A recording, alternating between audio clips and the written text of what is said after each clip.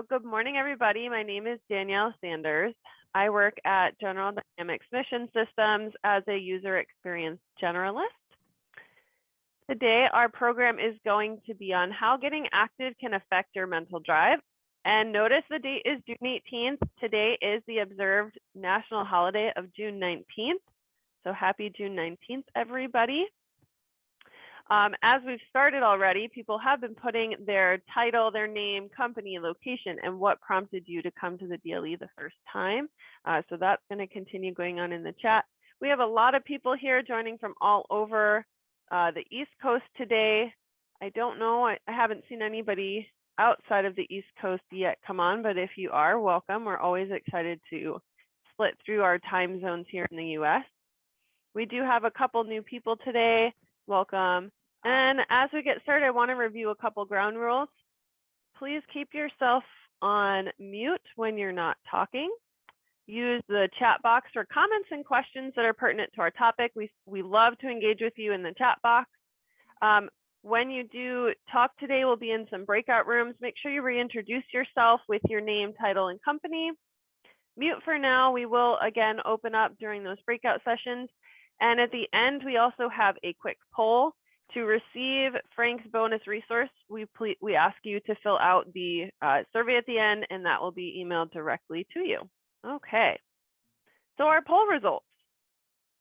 Are you going to attend any DLE programs this summer or take a break? Well, we heard from you, and 62% of us said, no, I want to take a break. So we heard you, and we are going to help you all and take a break and give you some resources today to help you make the most out of your summer.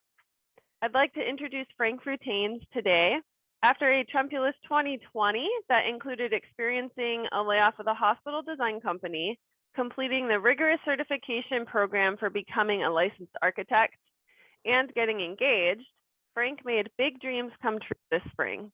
In March, he tried out for the U.S. Olympic rowing team in the men's single event.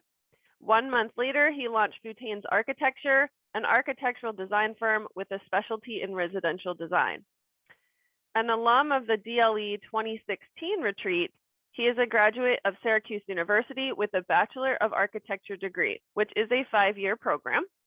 In addition to his main business, Frank owns frankiespracticequizzes.com, a study prep website for licensure candidates pursuing architecture careers.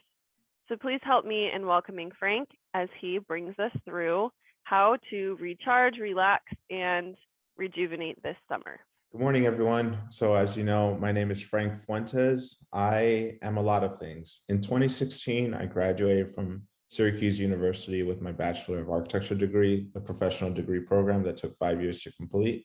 It's typical for professional degree programs of that nature to last that long.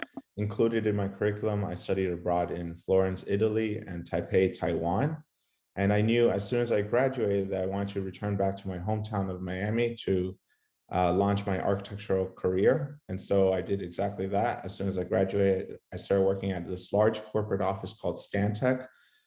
We did a lot of different projects, and I knew I wanted to be a sponge immediately early into my career, learn as much as I could before making an informed decision of what it is I really wanted to specialize in. So I did a little bit of designing high schools, designing hotels, restaurants, you name it. I kind of have been involved in some capacity, and it's been very, very helpful for me.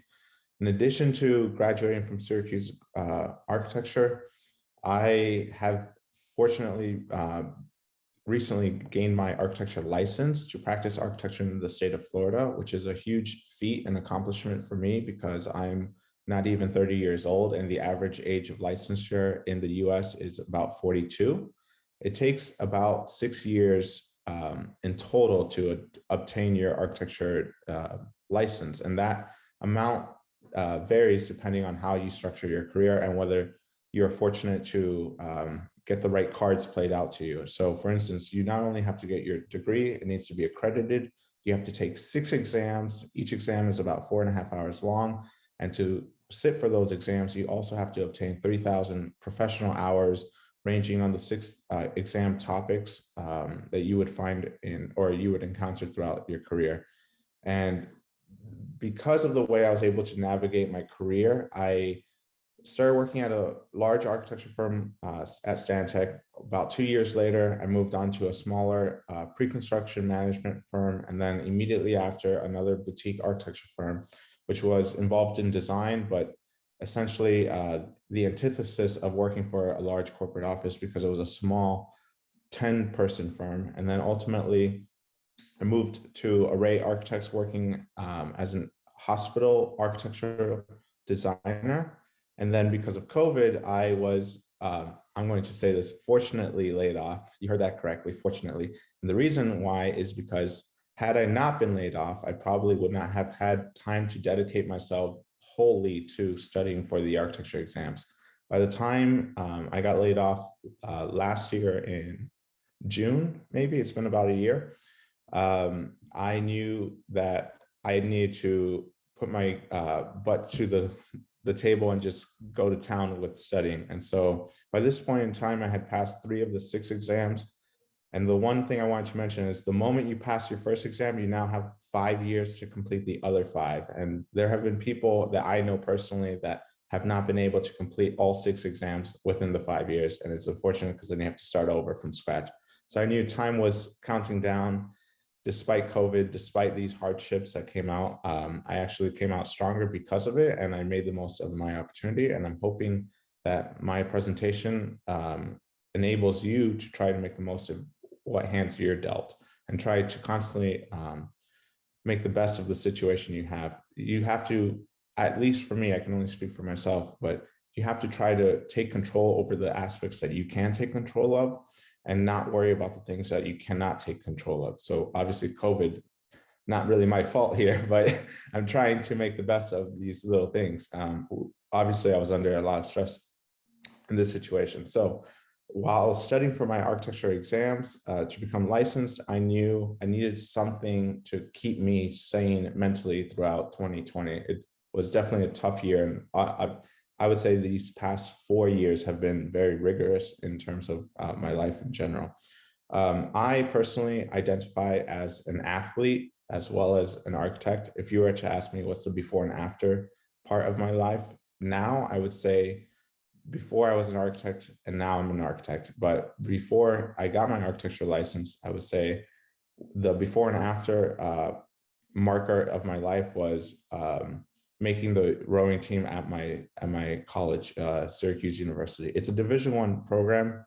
They rarely take walk-ons. In 2011, I tried out as a freshman, and I practiced and trained my butt off the summer before. Even though I was a walk-on, I knew the only thing I could do to take advantage or become or gain some kind of advantage against the people I was competing against was to get as bulky as possible and increase my endurance as possible. So I trained exactly that.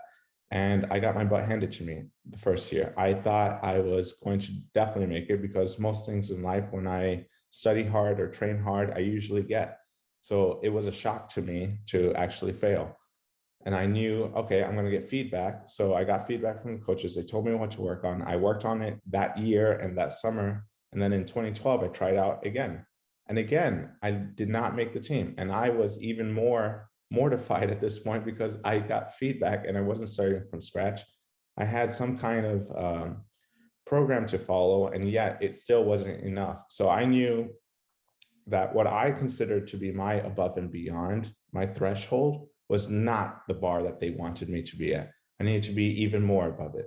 So I knew at that moment that in order for me to actually make the team, I needed to redefine what it means to me, what is my above and beyond, and how do I make sure that the third time around, no matter what happens, I actually achieve it. So fortunately in 2013, up until that point, I decided just to go back to the drawing board, reevaluate what worked for me, what were my physical strengths, what were my mental strengths, and what could I improve on, and focus on those little weaknesses along the way.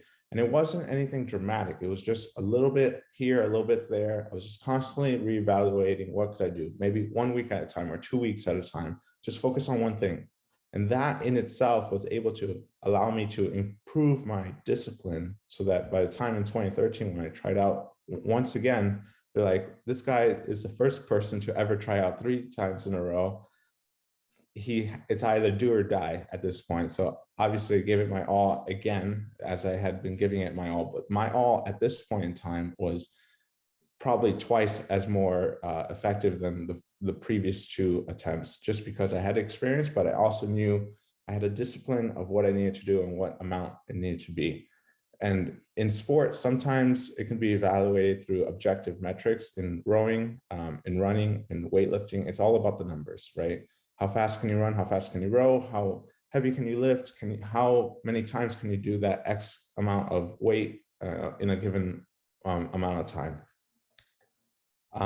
So yeah, passing and making it onto the team was my catalyst, and I constantly reflect on my experience in getting to that position in time, just to make the future obstacles that I have for my profession and my work goals or personal careers almost belittled, because I felt as though making that team was probably the hardest thing I've ever done.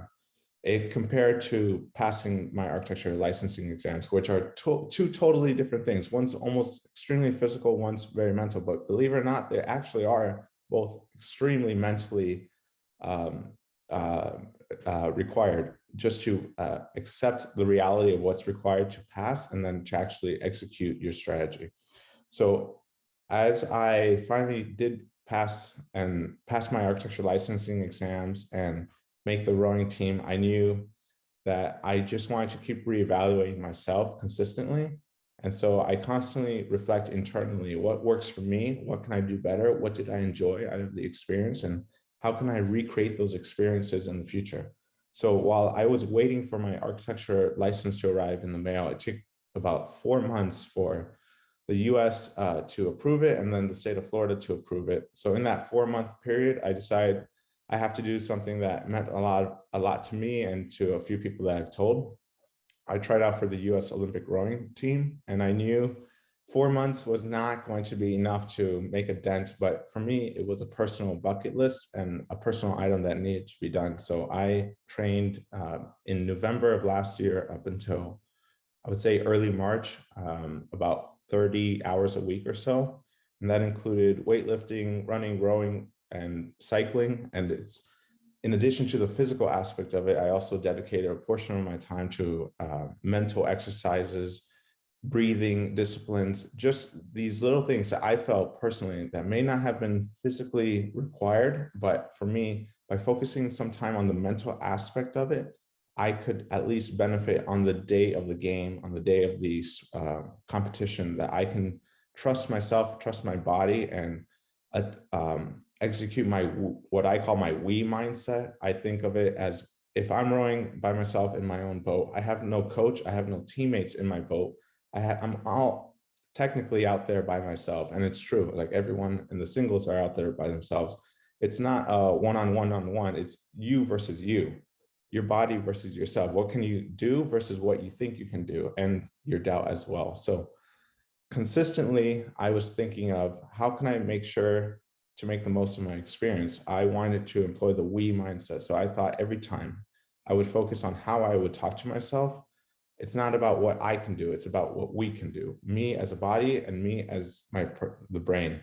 So I knew the day of the race, when I'm in the heat, that anything I said had to be positive. I did not take a second to entertain a negative doubt, because I didn't have time for that. Nobody had time for that, and it was not important to employ.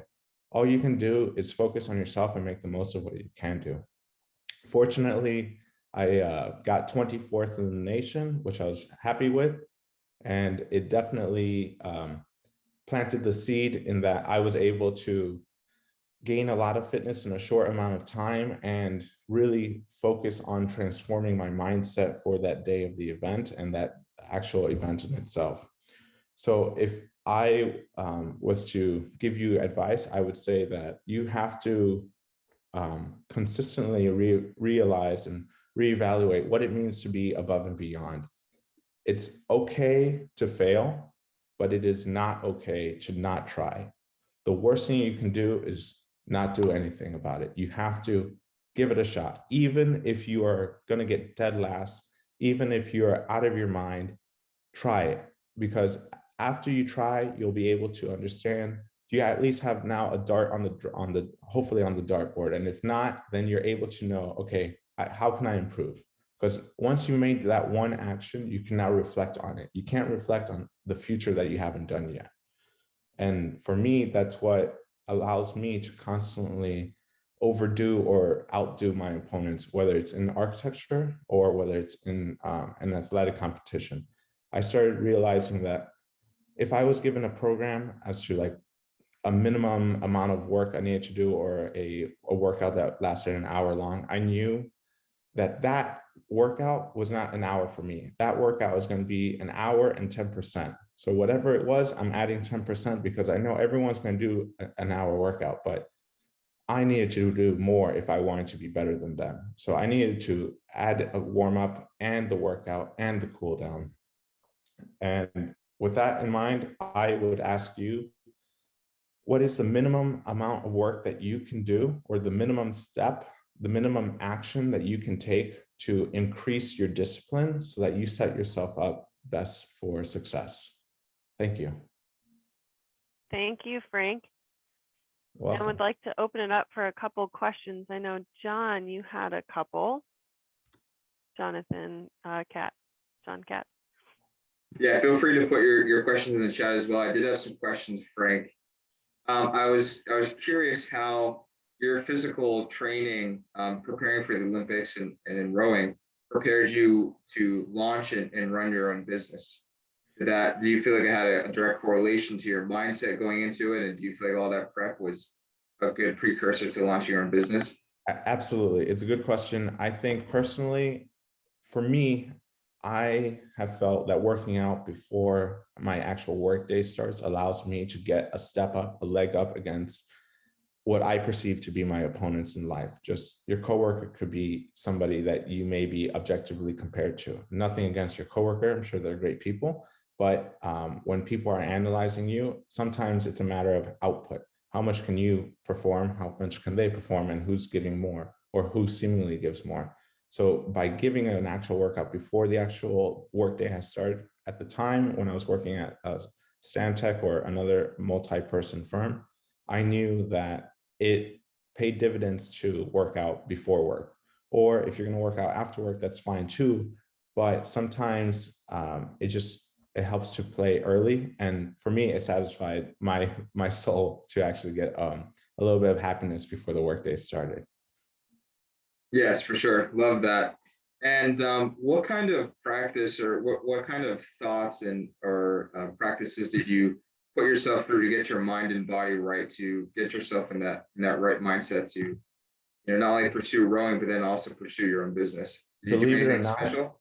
yeah, well, I wouldn't say special, but it sounds almost mundane and ordinary, but I would actually just breathe deeply, calmly, and intently. The key is intention. Whatever you do, do it with intent. You don't want to just use your auto body or autopilot mind just to cruise through. You really want to focus in on every little thing that you're doing, because you can take control of it. And that's one of the most important things that you're able to do. So for me, I knew as long as I'm able to just deeply breathe in and breathe out, and intently, whether I'm in the boat or whether I'm in person at my desk like I am now, before doing the task at hand, it helps me just calm down and be clear about what I'm going to do, instead of rushing to that thing that needs to be done and hoping that I do it the right way. It's terrible if you sprint in the wrong direction. You want to make sure you position yourself accordingly before you move forward, right? 100%. And with that being said, is there what pushes you through a tough workout? Let's say for the Olympics, it's interesting that you kind of just took it on yourself to just do this incredible task. And I was curious, like, first of all, what was kind of your motivation, and if you're just doing this out of nowhere, how did you get through those tough workouts? It must have been grueling. Yeah. So mentally, how did you get through it? I feel personally like on any given day, anyone can be motivated to do something incredible. Yeah. I mean, how many of us feel incredibly motivated on January 1st of every year? Compare that to May 13th. They're probably right, high and low. motivation is not the answer. Discipline is the answer. It's what keeps you and helps you in these difficult positions. When you have a tragedy or when you have a setback, you have to rely on your discipline, and you can't. Motivation is not something that can be relied on, because it comes and goes, and it can come with the sun, it can go down with the rain. It depends on the weather. It depends on a lot of different things. It's not something that you want to put your luck on. You really want to take your chance on the discipline and building that discipline. So like the key component is building it slowly over time, one little thing at a time. And it just takes time. And then eventually you'll have a lot of us more discipline than other people, or like your definition of discipline may be a lot more intense than somebody else's. So it comes down to discipline. Yeah. So we have one last question from Christian. Yes, a great one. How did you fight against the negative self-talk that may have stemmed from those first 2 years of attempting to make the team? Super good question. To be honest, it was very tough. It's not something that happens overnight. It takes time to develop a positive mindset. And what I did was I focused on the things that I did well. So I would say like, all right, maybe I wasn't the fastest person. And yes, I was the shortest guy compared to the other guys on the team. And yes, I did not have anywhere near as much experience because I was a walk-on. They had experience from high school. But I didn't focus on that. I focused on what I did well. So they had experience in rowing, but I had experience in cross-country running and in weightlifting. And I knew like I could rely on my strength later on. So I didn't have to focus on weightlifting or on running, but I knew what I needed to work on was rowing and improving that upon. So what I did was I just didn't touch, I didn't go running and I didn't go weightlifting, but I just married my rowing machine and just put miles on miles on miles on miles every damn day. I would take six days of the week. I was on the erg for at least an hour, and it was just honestly volume and work. It is like your savior, because what I think helped me, one of the key, I guess, mantras was sorry, I'm blanking out, but it has to do with talent and hard work. Talent fails when hard work works hard, or something like that. I'll let you know when I remember it. But for the most part, you can't rely on your talent. You have to just put in the hard work and let that speak for itself. Awesome. Well, great job, Frank. And we really appreciate the story. That was Thank you. That was awesome. Yeah, appreciate it.